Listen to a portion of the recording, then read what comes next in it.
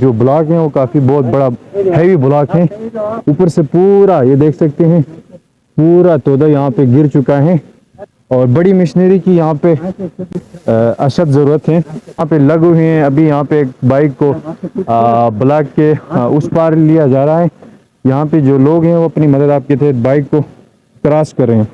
अस्सलाम वालेकुम दोस्तों, कैसे हैं आप सब? उम्मीद करता हूँ आप खैरियत से होंगे। और मैं इस वक्त बियामर साइड पे मौजूद हूँ, गवर्नर फार्म के मुकाम पे। यहाँ पे रोड ब्लॉक हो चुका है।